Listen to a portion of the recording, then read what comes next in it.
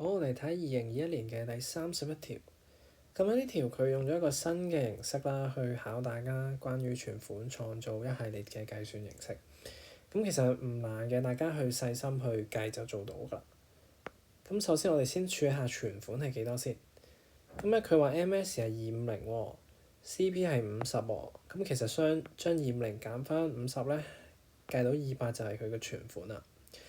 咁啊，同時我哋又有法定儲備比率係20%喎，將存款嘅40%計出嚟就係40咧，其實就係佢嘅法定儲備啦。OK， 法定儲備係40，咁唔好心急，因為佢仲有10嘅超額儲備，要加翻10先係佢嘅實際儲備。你會見到實際儲備其實係50，即係話以呢個選項係唔啱㗎啦。好，跟住我哋睇埋1啦，貨幣基礎，咁貨幣基礎就係 C.P 加翻佢嘅實際儲備啦。即係50加翻50，OK 就100，1係啱嘅。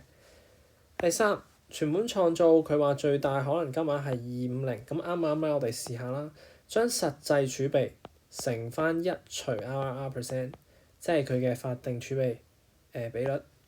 咁啊，即係50，實際儲備係50嘛，乘翻1除20%，咁其實即係250，所以啱嘅，1同3就係正確答案啦。